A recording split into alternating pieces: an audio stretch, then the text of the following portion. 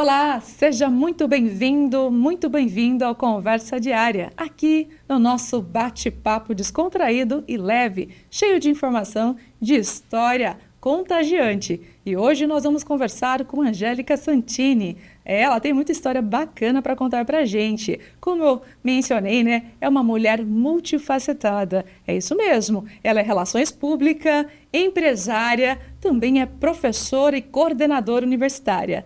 Angélica, muito obrigada por aceitar o nosso convite para bater um papo aqui no nosso Pod TV. Seja muito bem-vinda. Mara, eu que agradeço aí a oportunidade, gratidão aí a vocês. É sempre muito bom estar presente aqui com vocês na TV e os bate-papos aqui sempre são muito bons, né?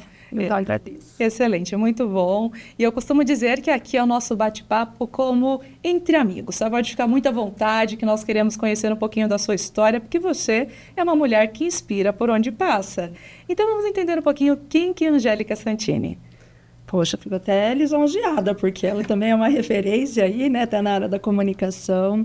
Bom, eu sou de Amparo, eu vim para Bauru, vou começar aí pela minha existência aqui, vamos falar profissionalmente o que eu cheguei aqui.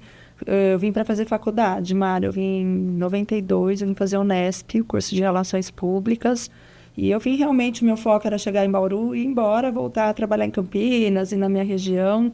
E então eu vim de lá, fiz faculdade, já no segundo ano de faculdade eu fui contratada aí na Coca-Cola, que era a antiga Refrigerantes Bauru, e fiquei por Bauru. Então me considero aí uma bauruense nata, já há muitos anos, né, depois de tudo isso, então eu fico aqui.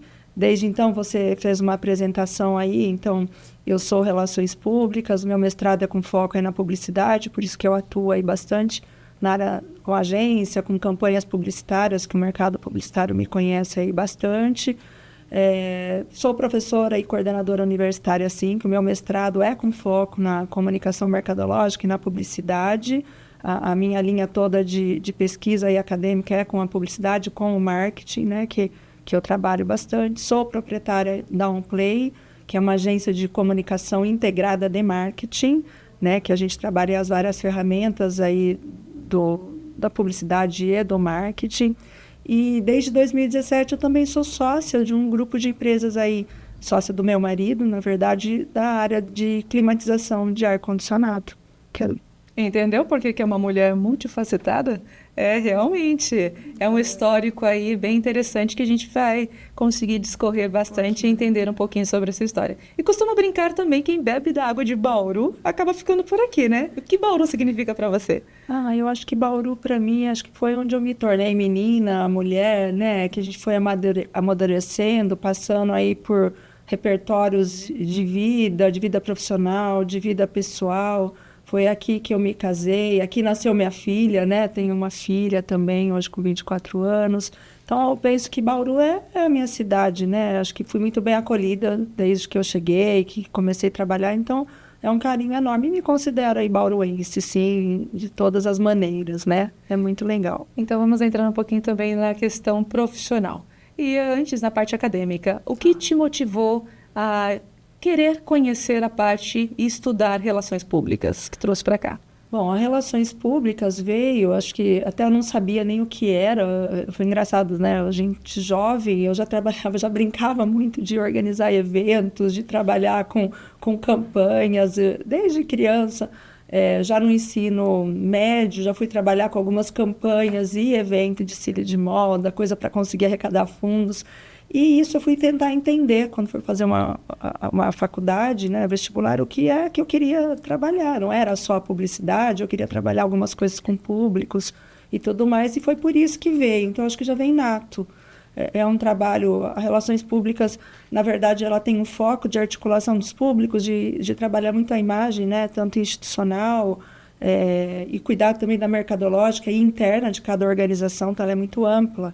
Então, diante de tudo isso, depois dentro do meu repertório profissional que eu fui vivenciando, eu atraí muito as relações públicas para o marketing. Então, acho que isso na Coca-Cola, quando eu entrei estagiando como relações públicas, mas o meu leque profissional abriu muito a partir do momento que eu fui vivenciar esse DNA das relações públicas, de cuidar da imagem, de planejamento, que o planejamento da minha vida veio muito disso. Entender cada público, a necessidade de cada público, mas atrelado muitas necessidades no planejamento de marketing, no planejamento de comunicação. Então, também foi muito estudo paralelo a tudo isso, né? Com pós, estudando e tentando integrar tudo isso, como trabalhar, que até diante dessa integração, onde veio a minha linha de pesquisa, que eu trabalho muito a linha da comunicação integrada de marketing, que muitas vezes para o meu cliente é um trabalho muito personalizado, customizado, onde eu procuro entender a necessidade dele, segmentar os públicos. Eu não entendo que é um público, que uma organização, que uma campanha tem, são vários públicos. Sim. E para mim, assim, no mínimo, sempre tem mais de um público. E cada público, para eu atingir o objetivo, eu vou entender a necessidade dele e propor ferramentas diferenciadas para cada público, integrada, que eu vou chegar até um desafio, um objetivo final, sabe? E para você, como foi essa transição ou até mesmo essa fusão, no caso das relações públicas, né, da parte publicitária, para o empreendimento, o seu negócio, juntamente com o seu esposo, enfim, e também atendendo outras empresas? Então hoje é como você falou bem, eu não substituí, né, a OnPlay, que é a minha agência, ela continua isso, ela continua trabalhando aí com todo o DNA dela, mas foi importante que foi uma soma de desafios e de expectativas, porque todo um DNA de trabalhar em soluções 360 graus, de soluções integradas, era também um desafio e uma vontade do meu sócio, marido, vou falar sócio, marido, mas do meu sócio, porque ele, enquanto engenheiro mecânico, ele tinha uma franquia, tem ainda, né, nós temos uma loja de vendas de ar-condicionado, aparelhos, varejo, mas como engenheiro mecânico, ele também queria propor soluções também diferenciadas para os clientes, então soluções integradas. Então eu vou fazer na tua casa um projeto de engenharia térmica customizado, personalizado, para ver qual é a melhor máquina, quais as melhores máquinas. Ao mesmo tempo, ele também queria estar à disposição para entrega de serviços que pudessem somar esse pós-venda. Então, hoje a gente também tem, além das vendas, a empresa de engenharia, uma empresa de distribuição de peças de ar-condicionado em nível nacional. Então, eu tenho depois um pós-venda, um problema, eu tenho peças para propor, eu tenho serviços para reparar. Então, a gente consegue abarcar também essa filosofia de soluções 360 na área de climatização. E o mais novo desafio, né, agora até... E em serviços, a mesma coisa. Então, a gente foi crescendo juntos, dentro dele, da expectativa, do know-how técnico dele, e eu muito mais na parte da gestão, do planejamento e desse DNA de integração das coisas. Então, acho que foi um casamento aí, profissional legal para tudo isso. E isso foram as primeiras 3 empresas. Aí, depois, a gente, desde 2018, tem uma lei aí nova também, que 2018... que as empresas também elas necessitam de fazer uma manutenção, mas não é só uma limpeza do ar-condicionado. A empresa corporativa está sendo auditada pela Anvisa. Então, ela tem acima de X BTUs, que ela tem que ter um laudo de engenharia. Então, é um outro serviço que a gente abriu, de prestar esse serviço para deixar um clima legal, um bom ambiente, uma boa ambiência para os colaboradores. Então, a gente também tem a empresa que entrega isso, sabe? Interessante, você fala sobre as empresas, né, empresas de vocês, a estrutura, e você disse sobre esse casamento, né, esse casamento que deu certo também na vida profissional. Mas é muito importante que cada um tenha o seu papel definido e que respeite o papel do outro. Como que funciona essa relação de vocês? Foi bem difícil no começo, não vou falar, a gente fala que parece que é tudo muito fácil, não. Porque acho que ele veio, né, de uma linha, eu de outra, cada um numa empresa, ou já repertório profissional outro. Quando a gente resolveu isso, para chegar a definir, Mara, os papéis, no começo existe conflito, sim. Momento conflituoso, é muito em cima de diálogo. E aí eu até muito mais na gestão, muito por trás aí de tudo isso, a gente foi buscar profissionais, empresas, consultorias que pudessem nos apoiar. Então, uma consultoria de todo, hoje a gente tem de RH, de finanças, jurídica, enfim, tudo, porque tudo tem que ser muito delimitado e tudo muito pautado, certinho, aquilo que realmente ainda a gente tem lacunas, a gente ainda é uma constante, né? Está em busca ainda de aprimoramentos. Então, melhorou demais, mas no começo foi difícil. E em cima de tudo isso, acho que é respeito e é o querer fazer dar certo, né? Porque acho que é um objetivo, é um foco, né? Uma vez que a gente traçou isso como meta, é um ajuste e cada um respeitar o espaço do outro. Hoje eu vejo que é bem delimitado o nosso espaço em relação a essa sociedade, sim. Isso é de suma importância. É interessante, ainda mais você como mulher, acho que é importante enfatizar que está na gestão. Sim. Ele, pelo que eu entendi, ele fica mais na parte operacional, seria mais nessa parte. Ele é o responsável técnico por todos os projetos, por tudo que é técnico e comercial. Então, ele tem a parte toda comercial com os nossos vendedores, com os consultores, né, com a nossa gerência comercial. E eu fico muito com a parte toda que é de administração, de marketing, jurídico, contábil, RH, né? Então, mas eu tenho os braços que me apoiam. Sozinha, obviamente, né, não conseguiria, né? E que estão aqui, que a gente está aprendendo sempre ainda, né? Isso é muito importante. Aprendizado é uma vida toda, né? É constante. E falando em aprendizado, você também leciona na universidade e é coordenadora. Como que é esse outro lado seu? A área acadêmica, ela veio para mim até, acho que dentro de uma inquietação, sabe, Mara? Foi, como eu te falei, a minha escola na área da comunicação e marketing veio com Coca-Cola, eu tenho muito orgulho de falar isso, mas por quê? Lá eu vivi muito a parte toda de planejamento de campanha publicitária, relações públicas, assessoria de imprensa, merchandising, planejamento de mídia, produção de eventos. Então, isso são as ferramentas, segundo, vamos dizer aqui um pouco de teoria de Kotler, são as ferramentas, promoção de venda, PDV, as ferramentas de comunicação, as competências comunicacionais. Vivi tudo isso. Aí eu virei uma house da Coca-Cola, a agência veio nesse momento comigo. E como house da Coca-Cola, eu continuei atendendo tudo isso.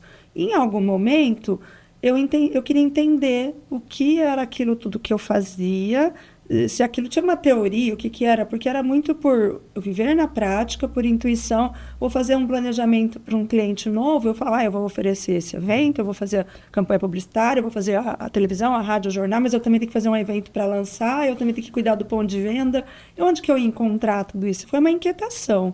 E eu fui buscar alguns mestrados aí até que pudesse encontrar essa linha minha de pesquisa. E eu fui encontrada aí até... Fui em São Paulo, que eu fui fazer meu mestrado, e o meu orientador lá foi um publicitário muito renomado. Então, é um mestrado um pouco mais profissionalizante do que só acadêmico. Tem um lado acadêmico, mas algo muito com foco mais para o mercado. Então, acho que foi muito importante que aí eu me encontrei muito. Que aquilo tudo que eu fazia, tinha gente escrevendo sobre aquilo, tinha gente entendendo, estudando, e foi muito bacana. Então, a área acadêmica, para mim, ela sempre foi muito junto com a minha parte profissional. E, então, eu comecei realmente a dar aula daí na faculdade, já com o convite que eu recebi ali na FIB, comecei em Jaguariúna, com planejamento de comunicação. Então, foi legal, porque era trabalhar todas as ferramentas dentro de um planejamento. E depois de pouco tempo que eu comecei a dar aula, eu tive o convite de ser a coordenadora da publicidade na FIB, e em 2011 foi do curso de produção audiovisual. E, por exemplo, na publicidade hoje, eu tenho muito orgulho da nossa matriz lá, porque ela é uma matriz com comunicação integrada, com todas as ferramentas de comunicação, do marketing, que é o que a gente vive no mercado. E como que é a Angélica em sala de aula, né? Com essas inquietações, também com a experiência que tem no mercado de trabalho, e agora está ali entregando também dos seus conhecimentos para outras pessoas que estão ali em busca de aprendizagem? Esse ano eu estou até um pouquinho fora da sala de aula, estou mais na coordenação, até porque para eu terminar, mas aí são quase 18 anos de sala de aula, né? Então, eu vejo que eu sou bastante cautelosa e preocupada de levar para eles aquilo que eles possam fazer a diferença no mercado. Porque o nosso mercado aí de comunicação e marketing, ele está aberto para bons profissionais e falta qualificação. Então, acho que a minha responsabilidade ali é mostrar, sabe, às vezes a gente vê aluno falar, não, eu estou saindo daqui, eu só vou ser mídia, ou eu só vou ser de pesquisa, ou eu só sou o criativo. Ok, isso é tudo isso, mas eu tenho que saber um pouco de tudo, porque o mercado ele está muito dinâmico, né, Mara? E a gente ainda mais com as redes sociais hoje. Muito. Na rede social, você vê, está produzindo vídeo, mas também tem que produzir um bom texto, um bom post, fazer um copy bem feito ao mesmo tempo. Então, assim, hoje a gente tem que ter um know-how. Então, acho que a minha responsabilidade, no mínimo, é mostrar. Então, eu sou bem criteriosa com isso. Busquem as oportunidades, é tentar levar aquilo que eu falo, é professora, é coordenadora, até como uma mãe faria. Mas para você vai se dar bem. Acho que é isso, né? Excelente. Nós vamos para um rápido intervalo, mas nós vamos voltar já já, continuando com esse bate-papo. E você, está gostando de conhecer um pouco sobre a história de Angélica Santini, Relações Públicas? Então não saia daí que nós voltamos já já.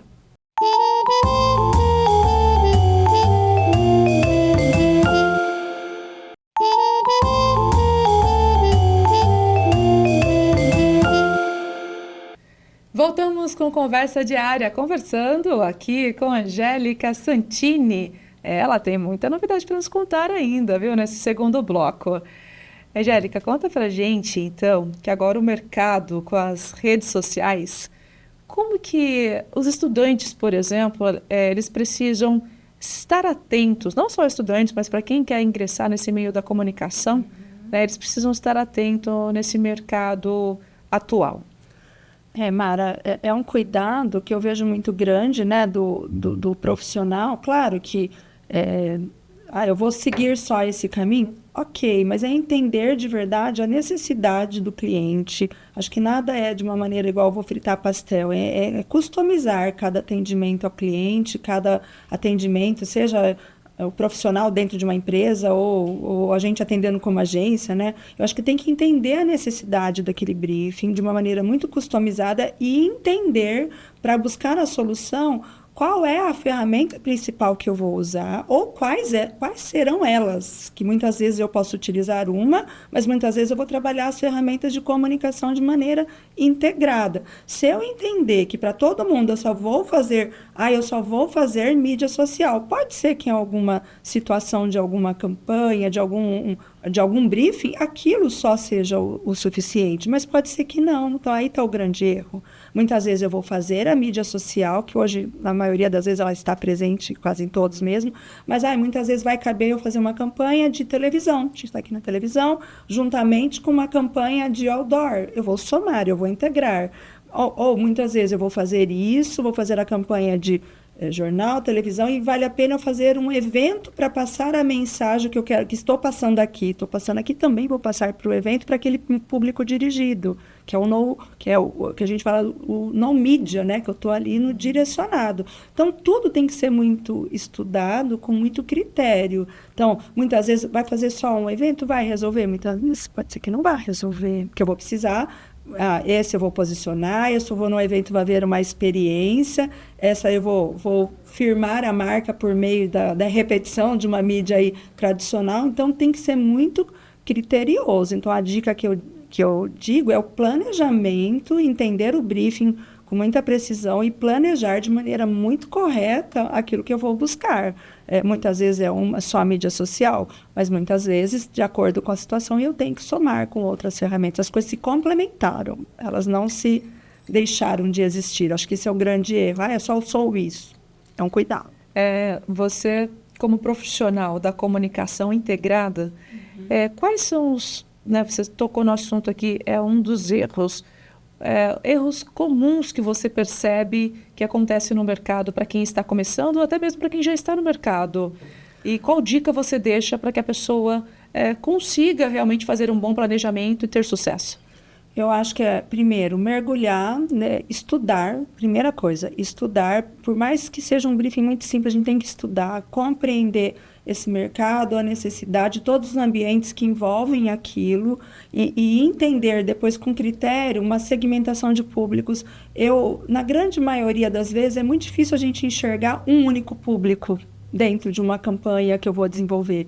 Porque muitas vezes eu tenho o público que é o meu público direto, que vai comprar aquele produto, mas eu tenho públicos que são os influenciadores, são o público interno, que fazem influenciadores, não influencers. Então, tomar bastante cuidado com isso. Eu estou dizendo, nada contra os influencers, ele passa a ser uma ferramenta muito estratégica hoje em dia, mas eu estou falando de públicos influenciadores. Então, eu tenho que segmentar os públicos. Às vezes, uma coisa muito simples, já que eu tenho que falar, mas vale a pena eu cuidar daquele colaborador. Às vezes, eu tenho que lançar um celular simples ali, um exemplo muito básico. Eu vou ter o público comprador final, mas eu tenho o público que vai influenciar, ele vai falar, ele vai o boca a boca, ele vai propagar, é um outro público. Eu tenho meu público interno e tem casos que você tem mais de outros públicos. Então, é o cuidado de segmentação de públicos e entender com precisão e estudar para quem, o que e para quem eu vou falar, ou para várias pessoas que eu vou ter que falar para chegar nesse objetivo. Você, com a sua experiência, você consegue lembrar de algum caso específico que deu muito certo dentro da sua experiência, não só no seu trabalho, mas observando outras pessoas realizando também algumas ações? Uma das coisas a minha paixão é lançamento de empreendimento imobiliário. Vários, eu gosto muito. Eu fiz uma vez um loteamento lá em Mococa, foi muito legal. Então eu cheguei na cidade, primeiro eu fui entender a cidade, eu fui pedir licença. O dono do empreendimento era um dono que ele também não era de lá, ele era de São Paulo, só comprou lá a fazenda para lotear. Eu falei, ninguém conhece ninguém, a gente tem que chegar primeiro, aí sim é um trabalho de relações públicas, entender quem é que faz parte, quem é que são os formadores de opinião da cidade, para tentar trazer para o lado da gente, para mostrar que ainda chegando não é forasteiro. Isso foi antes só. Aí a gente foi trabalhar com as imobiliárias locais primeiro, antes de lançar, como se fosse a gente chama de represamento do mercado, tentar entender, mostrar, antes de já começar a trabalhar esse lado mercadológico, campanha de incentivo para toda essa área de corretagem, parcerias com eles, estandes de vendas, antes de lançar um empreendimento. E aí fui compreender lá na cidade, lá, nossa, tinha um veículo de comunicação, era um avião que passava na cidade com faixa. A principal mídia deles era o avião que passava na cidade. Então, não adiantava chegar, não ir lá e não entender. Então, lá era o avião, lá poderia, na época podia ainda, eles faziam mídia deles, poste com uns banners, que o povo olhava muito. Lá era uma televisão, não entrava a TV quase massiva. Agora eu não sei como é que tá, mas era uma TV local muito forte que entrava. Então, o que acontece? Na hora de eu planejar todo aquele planejamento, eu tinha que levar em consideração. Não adiantava eu ficar sentada aqui na agência sem não entender a realidade daquela cidade, do que ia acontecer. Então, a gente fez em 3 ondas. Então, o primeiro de relações públicas, né? Aí, depois o outro para trabalhar com a parte mesmo mercadológica. Só depois, a hora que você lançou, você já tinha um trabalho com os corretores, já as imobiliárias cadastradas, já estavam muito integrados, toda a parte da cidade de formadores de opinião já sabiam quem era, já tinha feito matéria explicando quem era a empreendedora, tinha feito informe publicitário, isso. Quando lançou, já não era era novidade o produto, mas não era novidade quem era a incorporadora.